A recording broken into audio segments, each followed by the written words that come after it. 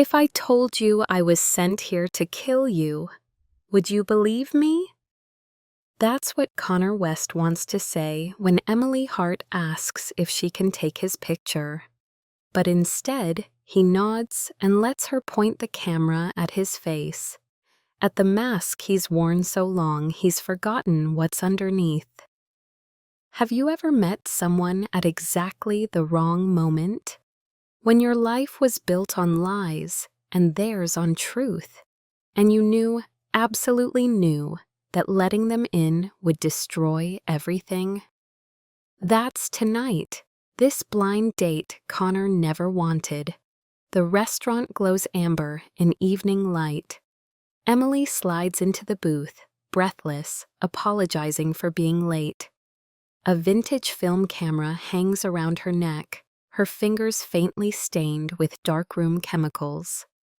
Sorry, my friend Jess literally pushed me out the door.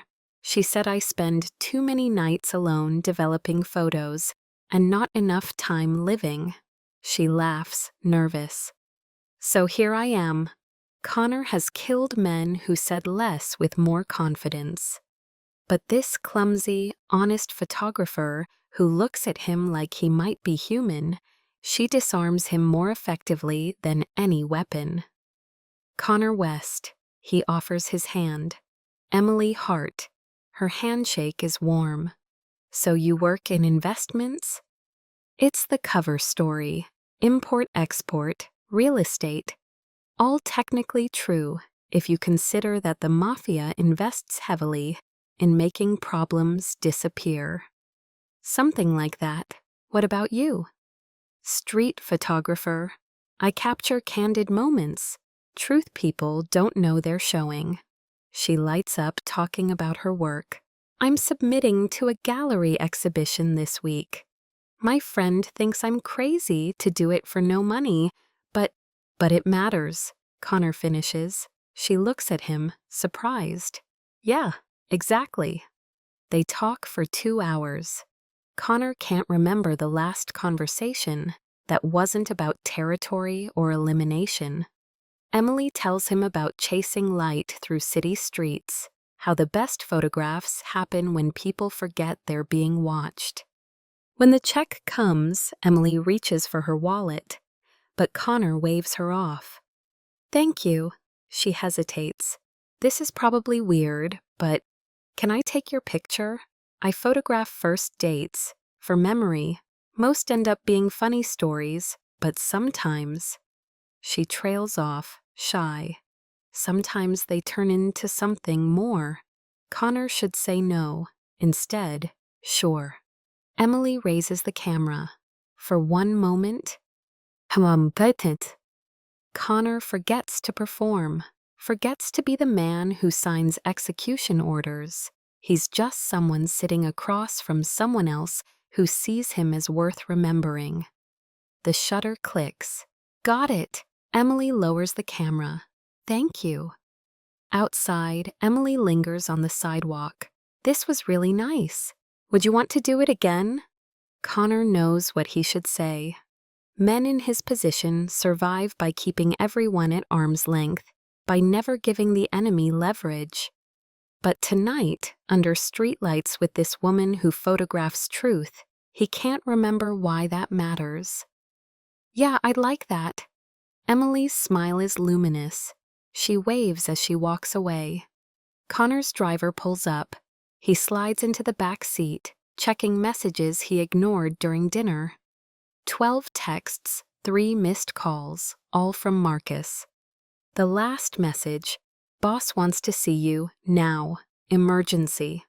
Connor's jaw tightens. In his world, emergency meetings mean someone made a mistake.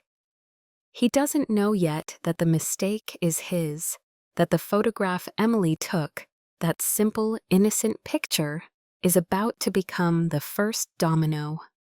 Behind him, the restaurant fades. Ahead, his phone buzzes. And somewhere between those points, Connor West's carefully constructed life begins its countdown to collapse. Emily's apartment is a converted loft, affordable because it's small. beloved for the north-facing windows, perfect for her darkroom. She hums while developing tonight's film, the red safe light casting everything in warm shadows. Photos from her afternoon session emerge like ghosts. A flower vendor at dusk. A child drawing in chalk. An intersection at sunset where the shadows fell right. That last one makes her pause. The composition is striking. The vendor in foreground, but in back. Two figures beside a luxury sedan. Their body language reads as tense, important. She didn't notice when shooting, but now it feels cinematic. Beautiful, she murmurs. She doesn't notice the license plate half visible. Doesn't recognize the enforcer whose profile shows just enough for facial recognition. Doesn't know the meeting she documented was a rival's last conversation. She just saw the light, the story. Emily makes tea, settles at her laptop, scanning the best images for her submission. The intersection photo is too good not to include.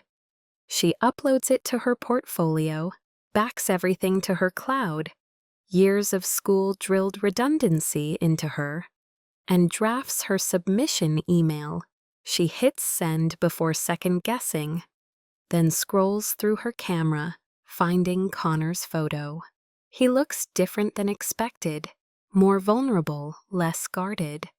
Like he forgot whatever he was hiding. Her neighbor, Mrs. Chen, shuffles past in the hallway. The old woman comes home at exactly 10:47 p.m. from her hospital shift. One of those neighborhood rhythms Emily loves. The predictable comfort of other people's routines. Everything is normal, safe. Emily falls asleep with her camera on the nightstand and her future still bright. Across town, in a penthouse, Connor West stares at the city below. The emergency meeting was worse than expected. Victor Kane, the boss, sat behind his desk with calculated calm. A man who's ordered 100 deaths without losing sleep. "We have a problem."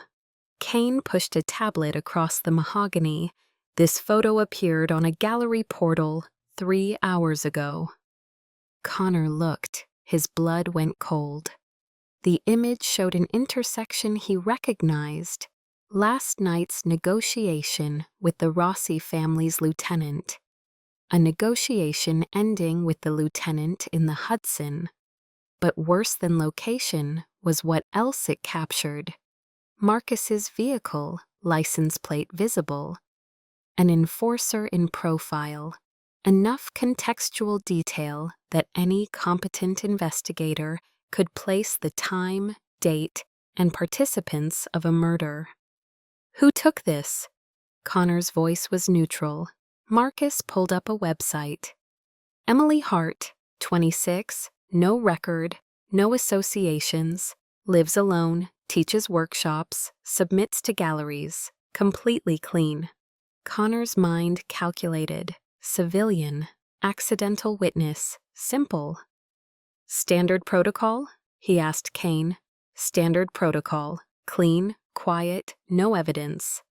Kane leaned forward. "Since you've been our most reliable operative, handle this personally. Trust exercise." Connor nodded once. Understood. Now, hours later, Connor opens the gallery website. Emily Hart's profile stares back, smiling, open, unaware she's a target. Then he sees it, the photo of him from tonight, in her portfolio, time-stamped after their date. His face, at that restaurant. Connor closes his eyes. This is worse than a random photographer stumbling on a crime scene. This is someone who knows his face, who can connect him to a time and place, who smiled at him and asked to meet again. His phone buzzes. "Marcus, when do you want to handle Hart?" Connor stares at the message, types, "Tomorrow night, personally.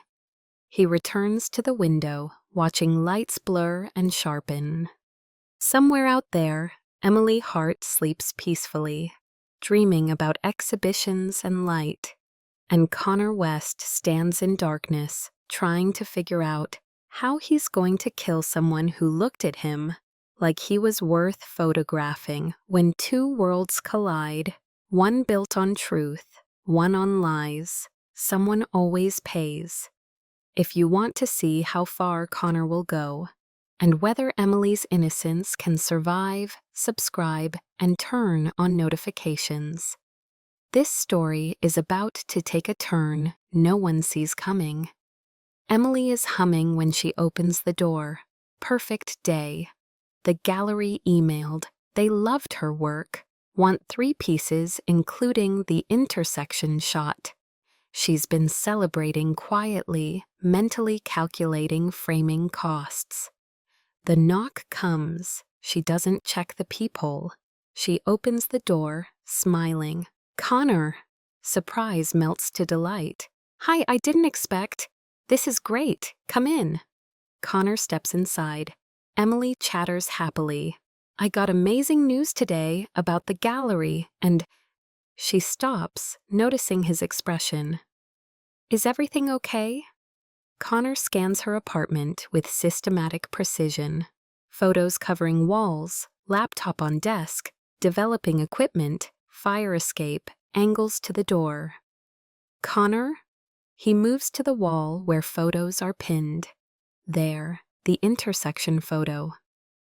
This one, tell me about it. Emily joins him, relieved for normal conversation. Oh, I love that shot. Took it 3 days ago downtown. The light was incredible. Golden hour right before sunset. Why? She looks at him, something in his expression making her step back. Connor, you're scaring me. What's going on? Connor turns to face her fully. Emily sees it now. The difference between restaurant and this. This version is controlled, dangerous. Emily, listen carefully. That photograph, it can't be shown. It can't exist, understand? No, I really don't. It's just a street photo. Why? You captured something you weren't supposed to see.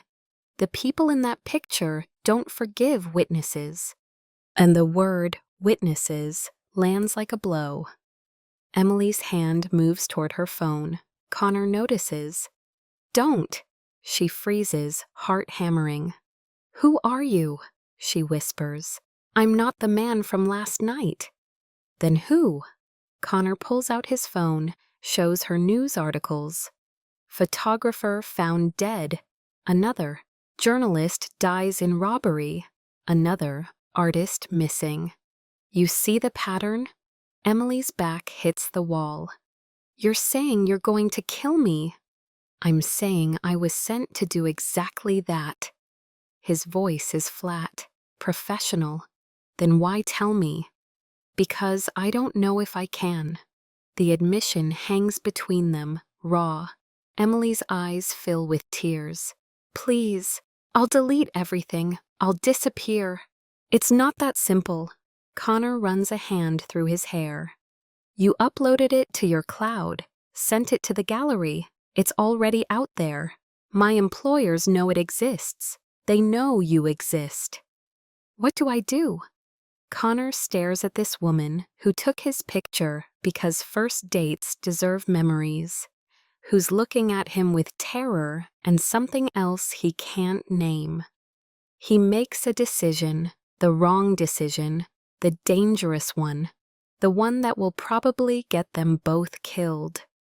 But the first in 10 years that feels like his. You trust me. Emily laughs, sobs. Trust you? You threatened to murder me. I said I was sent to kill you. I didn't say I would. He takes a careful step forward, hands visible. But if you want to survive, do exactly what I tell you, starting now. Emily trembles, tears streaming. Through the wall, Mrs. Chen's shuffling footsteps return from her shift. Ordinary life continuing while Emily's implodes. Why should I believe you? Because if I wanted you dead, you would be. And because right now, I'm the only thing between you and people who won't hesitate. Silence stretches. Emily looks at the door, calculating distance, odds. Connor reads her. You won't make it to the hallway. And where would you go? They know where you live, work. Who your friends are. Jess, she's not a target. You are, because of what you saw. Connor crosses to her desk, moving with sudden urgency. We don't have time. I need your laptop, cloud passwords, everything. Why? Because we're making them believe you're already dead. Connor works with mechanical efficiency. He opens Emily's laptop. She gives passwords without resistance now, and systematically accesses her cloud storage, mapping her digital footprint. This is worse than I thought. The curator already backed up your portfolio to their server. Multiple access points. I'm sorry. Stop apologizing. You didn't do anything wrong. He looks up. How long until your landlord checks on you?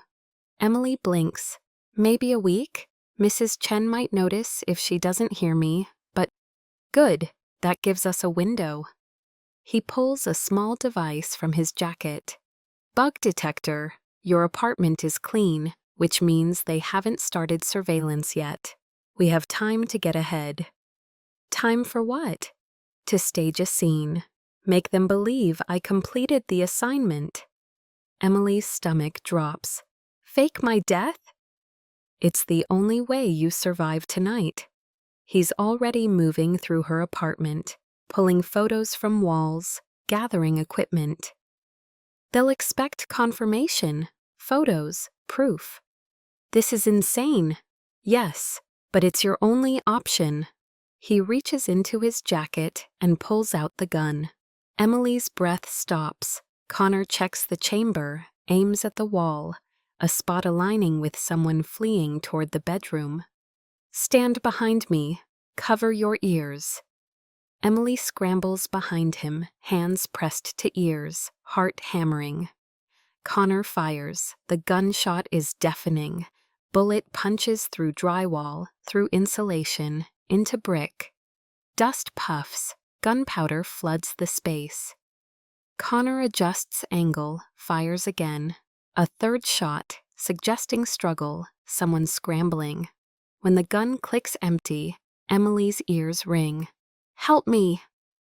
They overturn furniture, table, chair, bookshelf. Connor damages her laptop, cracks the screen, makes it look destroyed in violence rather than carefully wiped. He pulls out a small vial, dark red liquid. Don't ask. He splashes theatrical blood across the floor near bullet holes. Not too much, just enough to suggest injury, fear, a struggle ending badly. Connor photographs the scene from multiple angles, each shot suggesting violence without showing a body. Emily watches her staged death being documented. Yesterday she worried about gallery submissions. Tonight she's watching a professional fake her murder. Connor types to Marcus. It's done, sending proof. He attaches photos and sends. Emily sees her destroyed apartment transmitted in real time. Nausea rises. Connor's phone buzzes. He reads, jaw tightening. What? They're sending someone to verify, 15 minutes before a cleaner arrives. He grabs her arm, urgent. We need to go, now. Do you have cash? A bag? Emily's mind blanks. I don't. Then we leave with nothing. Connor pulls her toward the door, pauses. His eyes land on something on her desk, the photograph from their date. His expression shifts, something like regret. He grabs the photo, folds it carefully, slips it into his jacket. Why, evidence. Can't leave traces. But Emily sees something else in his eyes. Something that looks like a man taking one piece of humanity into the dark. They slip into the hallway. Connor locks her door with her keys, another detail, and descend the back stairs. As they reach the exit, Emily hears footsteps on the front stairs. Heavy, purposeful. They freeze in the alley. Mrs. Chen's voice echoes. "Emily, dear, did you hear noises? Should I call the police?" Connor and Emily hide in shadows. They hear Mrs. Chen knock. Try the doorknob. Shuffle away, muttering about checking with the landlord. Connor exhales. That's good. A neighbor hearing gunshots adds authenticity. "She's going to think I'm dead." Jess, Mrs. Chen. "Everyone, that's the point." Connor guides her toward a sedan parked 2 blocks away. "You can't be Emily Hart anymore. Not until this is over." "When will it be over?" Connor doesn't answer. He opens the passenger door and waits. Emily looks back at her building, at her life, her world, and tears slip down her face. She gets in. Connor starts the engine, checking mirrors with habitual precision. They drive in silence through the city, past the restaurant, past the intersection, past all the ordinary places where ordinary people live ordinary, fragile lives. Emily presses her forehead against cool glass and cries. And Connor West, who has ended lives without hesitation, wishes he could rewind to before that blind date. But time doesn't rewind. It only moves forward. The safe house is above a closed auto shop in an industrial area where sirens are background noise and nobody asks questions. Connor unlocks 3 deadbolts. The space is sparse. Futon, table, mini fridge, no decoration, just function. Water's in the fridge. Don't use your phone. Don't contact anyone. Don't look out the window unless I say. "For how long?" Emily's voice is numb. "I don't know yet." Emily sinks onto the futon. She looks at her empty hands. No camera, no phone, no proof she exists. This is my life now, hiding above an auto shop, waiting for criminals to forget I exist. Connor pauses in his setup. "I'm sorry." "Are you? Sorry we met, or sorry it got complicated?" Connor is silent. "I don't know anymore." His phone buzzes. He checks it, expression going blank. "What?" Marcus confirmed the scene. Boss is satisfied. They bought it, for now. "That's good?" "It means breathing room, but..." He trails off. "But what?" "The gallery. You sent them files through their portal." "Yeah, so?" "Those files aren't on your personal cloud anymore. They're on the gallery's server. If they're preparing for exhibition, they've backed everything up. Probably multiple locations." Emily pales. The photo still exists. "Copies exist in places I can't reach remotely. If anyone looks closely, runs facial recognition, or traces that plate, they'll connect it to the murder. Worse, they'll know you photographed it and supposedly died right after. That's a pattern police can't ignore." Connor begins pacing. "We need to delete those files, all of them." "How? Break into the gallery?" "Maybe, unless you have a better idea." Emily thinks, "What if I just go back?" "You're supposed to be dead." "To the Mafia, but the gallery doesn't know. I could email Ms. Reeves, the curator, say I need to withdraw.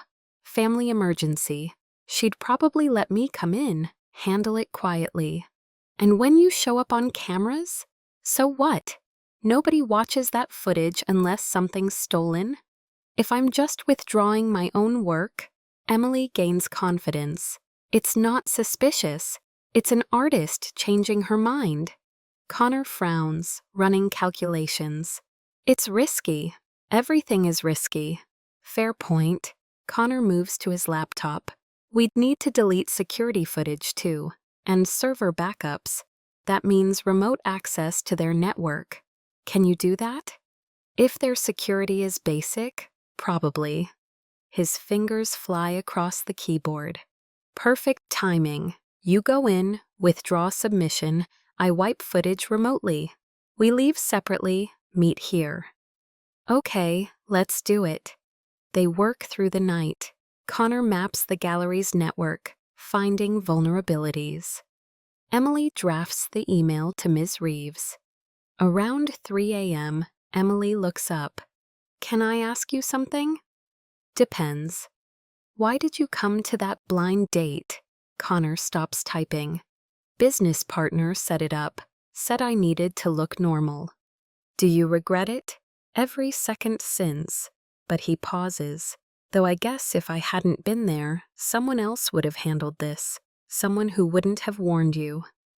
So you saved my life before deciding not to kill me. Something like that. Emily studies him in the laptop's harsh light. You know what's messed up? I had a good time at that dinner. I thought maybe I'd met someone real. You did, Connor says quietly. You just also met someone who's done terrible things. Both can be true. It's the most honest thing he's said all night. By the next evening, they're ready. Connor has cloned a staff keycard. Emily's email was answered. Ms. Reeves was sympathetic, agreed to meet at 7 p.m. They sit in Connor's car 2 blocks from the gallery, watching sunset. You remember the plan? Yes, go in, be polite, withdraw submission, you wipe footage, we leave separately. And you keep this in your pocket. He hands her a small device, like a phone charm. Signal jammer. Connor, it's an art gallery. Humor me. Emily takes it. Connor looks at her, the professional mask cracking.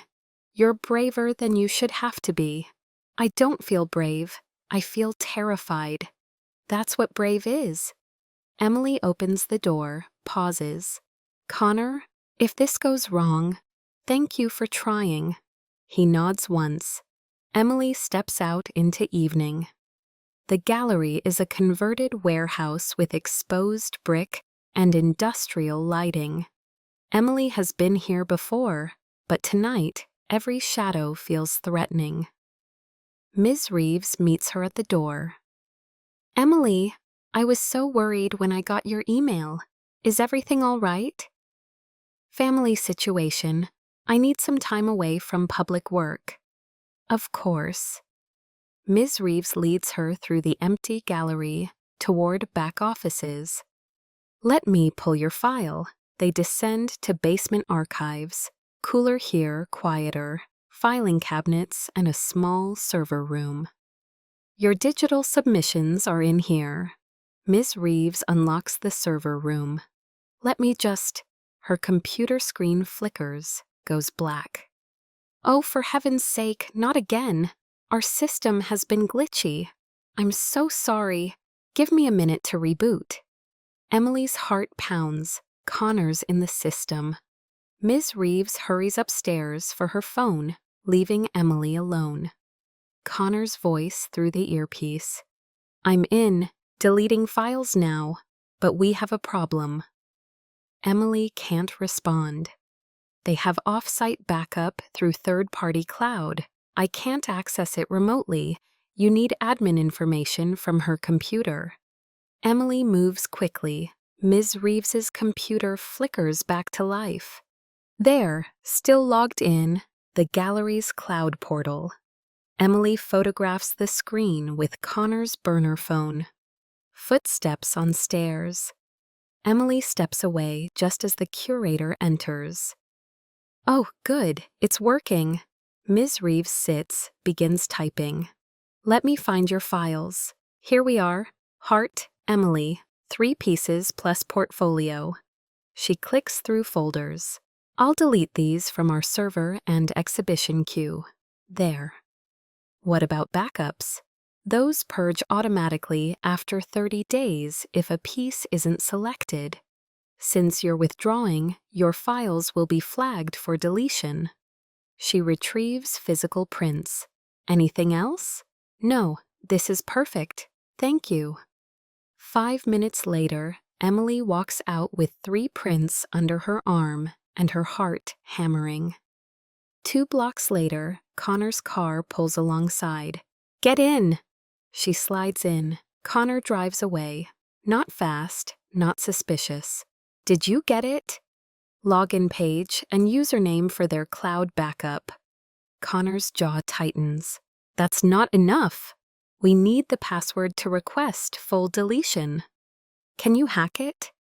Maybe, but every attempt leaves a trail. He's silent. We might have to let it go. Or I could email Ms. Reeves, say I'm concerned about my work stored online without consent. Artists' rights, data privacy. Most institutions jump to comply. Connor looks at her with admiration. That could work. I'm a quick learner. Too quick. This isn't a world you should navigate. And yet, here we are. They drive in silence before Connor's phone buzzes with an unfamiliar alert. He checks it. Everything changes. What? Connor shows her the screen. Gallery security alert. Time-stamped from tonight. Facial recognition match flagged by their system. A new AI feature. The match, Emily Hart. Status, person of interest. Someone has been watching. Someone connected Emily to something larger, and now someone knows she's alive. Connor's phone rings. Marcus. He answers on speaker. Connor, brother, we need to talk. I just got an interesting alert. Want to explain why Emily Hart, the girl you supposedly eliminated, is on gallery footage from tonight?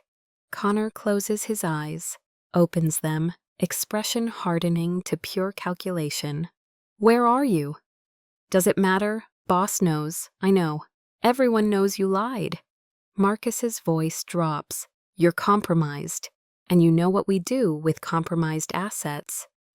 Marcus, safe house is surrounded. 10 minutes to walk out with hands visible.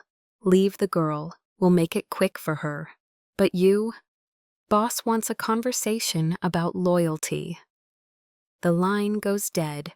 Connor looks at Emily, and for the first time, she sees real fear. We're not going back to the safe house. Then where? Connor stares at the city lights. I don't know yet. But I know one thing. We're not running anymore. What are we doing? Connor's expression hardens. We're ending this. Connor doesn't drive to the safe house. Instead, he heads east toward the warehouse district, where shipping containers stack like children's blocks, and the Mafia processes most of its imports. Where are we going? Emily asks, her voice tight with renewed fear. Somewhere they won't expect. Connor's knuckles are white on the steering wheel. I keep an emergency cache there. Documents, money, evidence. Evidence of what? Everything. 10 years of dirty secrets, offshore accounts, payoffs to cops and politicians, names, dates, transactions. He glances at her. Insurance. Every smart operative keeps it, just in case. In case you need to burn down the organization to save yourself? Something like that. Emily processes this. You've been planning an exit strategy. Everyone in this business plans an exit strategy. Most just don't live long enough to use it. Connor turns down a narrow alley, kills the lights. The question is whether I'm willing to actually pull the trigger. Metaphorically speaking. Yeah, metaphorically. They park behind an abandoned loading dock. Connor leads Emily through a maze of containers to one that looks exactly like all the others, except for the sophisticated lock mechanism hidden beneath rust and grime. Inside, the container has been converted into a miniature safe room. surveillance equipment, weapons, stacks of cash, and most importantly, a fireproof safe. Connor opens it and pulls out a hard drive no bigger than his palm. "Everything's on here," he says. He mouses Victor Kane's entire operation, evidence that could put him away for 3 lifetimes. "Why haven't you used it before?" "Because using it means destroying the only life I've ever known, burning every bridge, becoming a target for the rest of my probably very short life." He looks at the drive, then at Emily. But that was before. Before what? Before I had something worth burning it all down for. Emily's breath catches. "Connor, I'm not saying I've suddenly become a good person. I'm not. I've done things that can't be undone, hurt people who didn't deserve it, built a career on other people's suffering." Connor's voice is raw, stripped of its usual control. "But maybe one real choice is worth more than 1,000 deficient ones." His phone buzzes, a text from Marcus. "Last chance, brother. Walk away from the girl. We can still fix this." Connor types back, "No, we can't." He pockets the phone and hands Emily the hard drive. "If something happens to me, nothing's happening to you." "Emily, listen." Connor grips her shoulders gently but firmly. "If something happens, you call the number programmed in that burner phone. FBI agent Sarah Chen. She's been investigating Kane for years. You give her this drive, you tell her everything, you trade testimony for protection. Understand?" "We're doing this together." "That's not together," Emily insists, her voice stronger than she feels. "You don't get to save me and then die. That's not how this works." Connor almost smiles. "You're impossibly stubborn." "I learned from the best teacher." His phone rings, not Marcus this time, Victor Kane himself. Connor answers, putting it on speaker. "Connor West." Kane's voice is smooth, cultured, dangerous. "Let's talk like reasonable men." "I'm listening." "You're one of my best, smart, efficient, loyal. Until now. I'm willing to overlook this emotional complication. Bring me Emily Hart. We'll make it painless. And you come back. Full reinstatement. No consequences." "And if I refuse?" "Then you're just another problem that needs solving." "You know how we solve problems, Connor. You've been solving them for me for a decade." Connor looks at Emily, at this brave, terrified woman who photographs truth because it matters, who's lost everything because of him and still hasn't run. "I have a counteroffer," Connor says calmly. "I'm intrigued." "I have evidence. Everything. Offshore accounts, political payoffs, money laundering routes, every crime we've committed for the past 10 years. It's detailed, it's dated, and it's already copied to multiple locations." There's a long silence on the other end. "Are you threatening me, Connor?" "I'm offering you a trade." Emily Hart walks away. Clean break, new identity, protective custody, whatever she needs to disappear. In exchange, I keep the evidence buried. And I'll even come back, if that's what you want. Business as usual. "And I'm supposed to trust you after you've already lied to me?" "No. You're supposed to recognize a no-win scenario and take the compromise." Connor's voice hardens. Because if anything happens to her, that evidence goes to the FBI, the press, and every prosecutor in the state. Your empire ends. Everything you've built turns to ashes. You know I'm thorough enough to make it happen. Another long pause.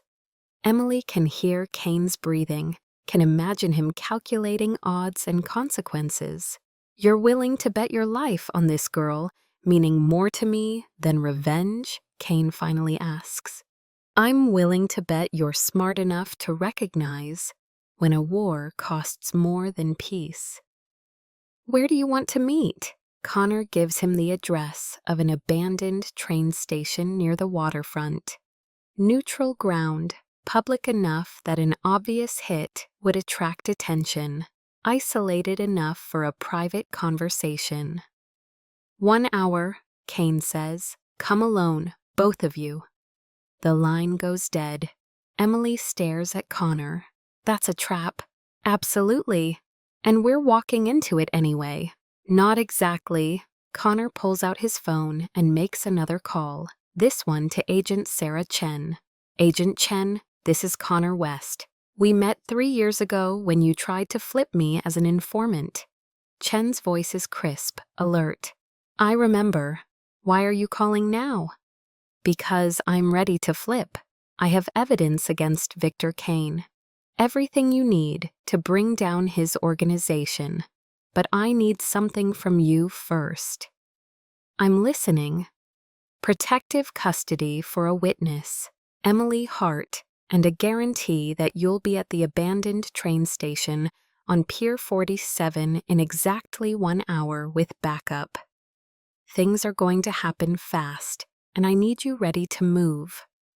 "What kind of things?" "The kind that ends with either Kane in custody or both of us dead, maybe both." Connor's voice is steady despite the stakes. 1 hour, Agent Chen. Don't be late." He hangs up before she can ask more questions. Emily is staring at him like she's seeing him clearly for the first time. "You're using yourself as bait." "I'm using the evidence as bait. I'm just the delivery system." "Connor, this ends tonight, Emily, one way or another." He cups her face gently, and she sees everything he's not saying in his eyes. "I'm sorry I dragged you into my world, but I'm not sorry I met you, even now, even knowing how it ends." "It doesn't have to end." Connor kisses her. It's brief, gentle, and tastes like goodbye. When he pulls back, Emily's crying. 1 hour, Connor says softly. "Let's go finish this." They drive toward the waterfront, toward the abandoned station where trains used to carry people toward their futures. Tonight, it might carry them toward their end, or towards something like redemption. The city lights blur past the windows, beautiful and indifferent. And somewhere ahead, Victor Kane is gathering his forces, preparing for the conversation that will define who survives and who doesn't. The clock is ticking. The abandoned train station is exactly the kind of place where things end. Graffiti covers crumbling brick walls. Broken glass crunches underfoot. The platforms stretch into darkness, and the ghost of old rails gleams faintly in the moonlight. Connor and Emily arrive first, positioning themselves near the center platform where they can see all approaches. "FBI is 10 minutes out," Connor says, checking his phone. "Chen confirmed. They're setting up a perimeter." "And if Kane gets here first?" "Then I stall." Connor hands Emily a small pistol.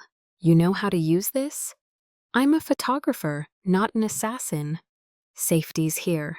Point and squeeze if you have to. Don't think, just do it." He looks at her seriously. "Emily, if this goes sideways, if Kane's people start shooting, you run. You don't look back. You don't try to help me. You just run straight toward the sirens. Understand?" "I'm not leaving you." "That's not your decision. You living through this, that's the only thing that makes any of this worth it." Before Emily can argue, they hear it. Car engines, multiple vehicles approaching from different directions. "They're here," Connor says quietly. 3 black SUVs pull up in a semicircle, headlights painting the platform in harsh white light. Doors open, men step out, Marcus among them, along with enforcers Connor has worked with for years. And finally, Victor Kane himself. He's in his 60s, distinguished, wearing a $1,000 suit like armor. He walks with the confidence of a man who's never lost a negotiation, because he's always willing to escalate beyond what his opponents can stomach.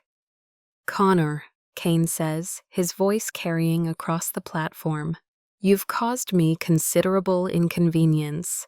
Sorry about that, boss." "Are you?" Kane's eyes shift to Emily. "And this must be the photographer, the girl worth throwing away a decade of loyalty for." Emily lifts her chin, refusing to show fear. Emily Hart.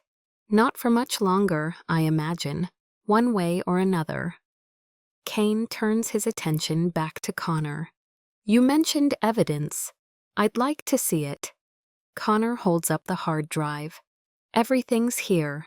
Financial records, communication logs, details on every major operation we've run. Enough to bury you and everyone in your organization. Including yourself." "Including myself," Connor agrees, "which is why you should believe I'm serious about the trade. I'm willing to go down with the ship if it means she walks away clean." Marcus steps forward, gun visible but not yet aimed. "Connor, brother, this is insane. You're really going to destroy everything for some girl you met a week ago?" "I'm going to do the first decent thing I've done in 10 years, yeah." "That's disappointingly sentimental," Kane says. "I taught you better than that." "You taught me to be efficient. You didn't teach me to be human. That's the problem." Kane sighs, like he's dealing with a disappointing student. "Here's what's going to happen. You're going to give me that drive, then you're going to watch while my men deal with Ms. Hart. And then we're going to have a very painful conversation about consequences and loyalty. Does that sound like a fair trade to you?" "Not even close. Then we have a problem." Marcus raises his gun, aiming at Emily. 2 other enforcers follow suit. Connor moves instinctively, putting himself between the guns and Emily. "Last chance," Kane says. "The drive, now." "Or what? You shoot me? You shoot her?" Connor's voice is calm despite the odds. "Then you get nothing. The drive is encrypted, timed release. If I don't check in every 6 hours, copies get sent automatically to the FBI, the press, every prosecutor in the state. You kill me, you speed up your own destruction." Kane's expression doesn't change, but Connor sees the calculation happening behind his eyes. "You're bluffing." "Am I? You've known me for 10 years, boss. When have I ever bluffed?" The standoff stretches, 7 guns pointed at 2 people. The math is simple and brutal. Then Emily hears it. Sirens in the distance, getting closer. Kane hears it too. His expression hardens. "FBI, you called them." "I told you I was serious about ending this." "Marcus," Kane says flatly, "shoot the girl." Time fractures into horrible slow motion. Marcus's gun swings toward Emily. Connor moves, diving, grabbing Emily, pulling her down as the gun discharges. The bullet meant for Emily's head passes through the space where she was standing a second before and sparks off metal behind them. Connor rolls, comes up with his own weapon, fires twice. Not at Marcus, at the spotlight on one of the SUVs. Darkness floods the platform as the light explodes. Chaos erupts, shouts, running footsteps, more gunfire that's wild and undisciplined. Connor drags Emily behind a concrete pillar, shields her with his body as bullets chip brick inches from them. "Stay down!" he shouts over the noise. The sirens are much closer now. Red and blue lights paint the edges of the station. FBI, drop your weapons! Agent Chen's voice cuts through the chaos, amplified by bullhorn. Victor Kane, you're surrounded. Hands up. Hands where we can see them. More gunfire. But this time it's Kane's men shooting at FBI agents. And the return fire is professional, overwhelming. Connor feels something hit him. Not a direct shot, but shrapnel from a ricochet. Pain blooms in his side, hot and sharp. He grits his teeth, keeps Emily covered, keeps her safe. Connor! Emily's voice is panicked. You're bleeding. I'm fine. Stay down. But he's not fine. He can feel blood soaking through his shirt. Warmth spreading across his ribs. Not fatal, probably, but not nothing either. The gunfight doesn't last long. Kane's men are good, but they're outnumbered and outpositioned. Within 2 minutes, it's over. Hands up, on your knees. Connor looks at Emily, at her terrified face and her eyes that still somehow trust him, and makes his final decision. He sets his gun down, holds the hard drive up where Chen can see it, and slowly stands with his hands raised. Agent Chen, he calls out. Connor West, I'm the one who called you. I have the evidence. Flashlights blind him. Multiple agents swarm forward, weapons trained on his center mass. On your knees, hands behind your head. Connor complies, wincing as the movement pulls at his injury. He feels handcuffs click around his wrists, feels hands searching him for weapons. Emily Hart, Chen's voice again. Emily, if you're here, identify yourself. Emily stands slowly, hands raised, tears streaming down her face. Here, I'm here. 2 agents move to secure her, but Chen waves them off. She's a witness. Get her to safety. Medical check, then protective custody. Emily looks at Connor, at this man kneeling in his own blood with handcuffs biting his wrists, who destroyed his entire world to keep her alive. Connor, she whispers. Go, he says quietly. You're safe now. That's all that matters. But go, Emily. An agent gently guides her away, and Connor watches her disappear into the cluster of law enforcement vehicles and flashing lights. Agent Chen crouches in front of him. You're wounded. I've had worse. You're also under arrest. You understand that? Yeah, I understand. Connor looks toward where they've surrounded Victor Kane, the man on his knees now, finally brought low. Did you get him? Everyone. Kane, his lieutenants, 7 enforcers. Thanks to your tip, we had warrants ready to go. Chen takes the hard drive carefully. This better be everything you promised. It is, more than enough to bury him. Connor's vision blurs slightly at the edges. Agent Chen, the deal we discussed. Emily gets full protection. Witness relocation if necessary. I keep my promises, Mr. West. Thank you. Chen signals for a medic. Get him treated, then transport to federal holding. Keep him separated from the others. He's a cooperative witness now.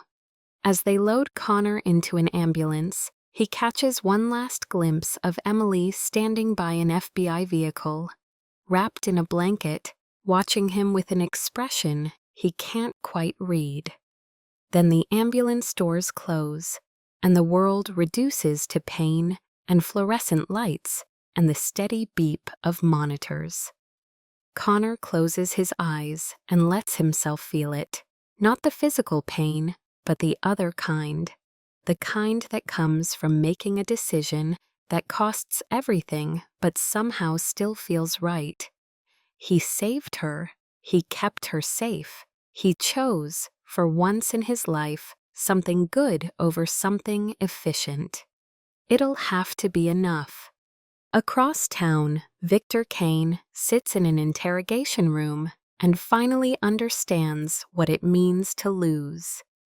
Dawn breaks over Portland, painting the sky in shades of gold and rose. Emily, Sophie Bennett now, officially, stands in front of her gallery, coffee in hand, watching the light change. She's learned to appreciate sunrises in a way she never did before. They feel like proof. Proof that darkness ends. Proof that new days come, whether we're ready or not. Her gallery, Captured Truths, occupies a corner storefront with big windows and warm light. It's small but successful, teaching photography workshops, hosting local artists, selling prints to people who want something real on their walls. She's built a good life here, an honest one. But some mornings when she develops film in her dark room, yes, she still uses film, still loves the anticipation, she thinks about Connor. They write, not often. The federal prison system monitors correspondence, and some things are too complicated to say in letters that might be read by guards. But every few months, an envelope arrives with Connor's careful handwriting. The library has photography books. I've been reading them, trying to understand what you see when you look through a lens. There's a sunrise I can see from my cell on Tuesdays when they rotate us for exercise. Made me think of you. 20 years became 4, with good behavior and cooperation. They're saying maybe 3 more if I keep it up. Thought you'd want to know. Emily keeps the letters in a wooden box under her bed, along with one other thing. The photograph from their blind date, the one Connor slipped into his jacket pocket, the night they staged her death. Agent Chen returned it to her afterward, along with a message. He wanted you to have this, said you'd understand. She looks at it sometimes, at Connor's face caught between masks, looking almost human in that moment before everything fell apart. The gallery door chimes. Agent Chen walks in, older now, grayer, but still carrying herself with that steady competence that Emily finds reassuring. Sophie, Chen says, using her official name. Mind if I come in? Of course. Emily sets down her coffee. Is something wrong? Actually, I have news. Chen hands her an envelope. Connor West's sentence was reduced again. Exceptional cooperation, model prisoner. Testimony led to the conviction of 63 members of Kane's organization, including Kane himself. He's being released next month. Emily's hands shake as she opens the envelope. Inside is a forwarding address, a halfway house in Seattle, and a handwritten note. Emily, I understand if you've moved on. 4 years is long enough to build a life that doesn't include someone like me. I don't expect anything. You gave me more than I deserved just by believing I could be better. But if you're willing, if you still remember that blind date and the girl who asked for my picture, I'd like to try again, properly this time. No lies, no danger, no mafia. Just a man who learned too late what matters, hoping there's still space for him to matter to someone. Your choice. It always was. Emily reads it twice, 3 times. He really is different, Chen says quietly.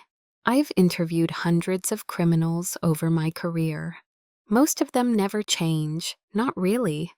But Connor, she pauses. What he did, walking away from that life, providing evidence, testifying, that takes real courage. And he did it for you.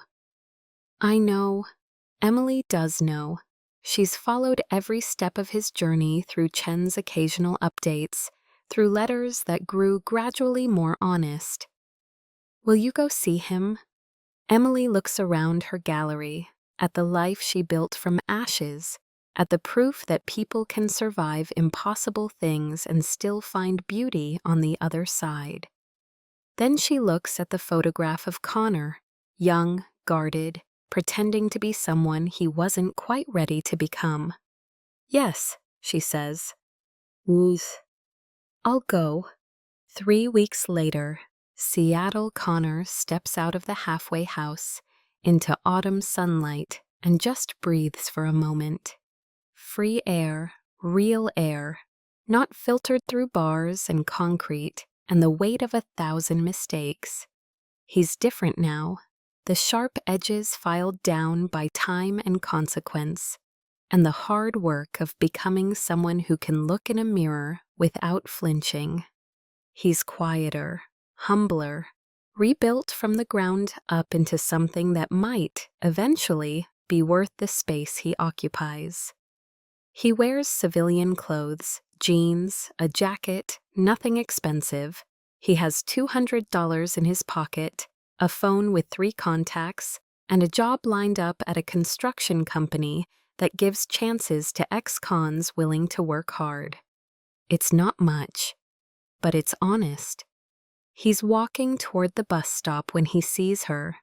Emily, Sophie, standing across the street with a camera around her neck, looking at him with that same expression from 4 years ago.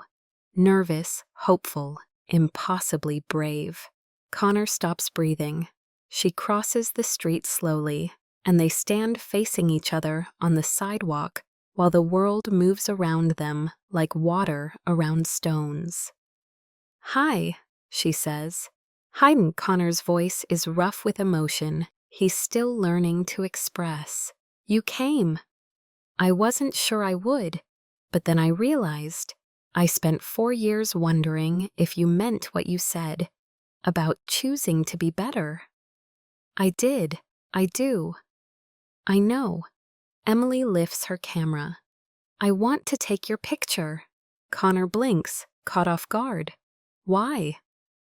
Because 4 years ago, I photographed a man pretending to be someone he wasn't. Today, I want to photograph who you actually are. She smiles, tentative but real. If that's okay. Connor feels warmth spread through his chest. Hope, maybe. Or grace. Or just the simple miracle of being seen as human after years of being treated like a criminal case number. Yeah, he says quietly. That's okay. Emily raises the camera, looks through the viewfinder. For a long moment, they're frozen there, her seeing him letting himself be seen. The shutter clicks. Got it, she says softly. What did you capture? Truth, the kind that's earned, not stolen. Connor takes a careful step closer, and Emily doesn't step back. I want to do this right, he says. Take you to dinner, learn who you've become. Let you learn who I am without the lies. Go slow, build something real. I'd like that. It won't be easy. I have a record. Parole restrictions. I'm starting from nothing. Emily touches his arm gently. Connor, I know. I'm choosing this anyway.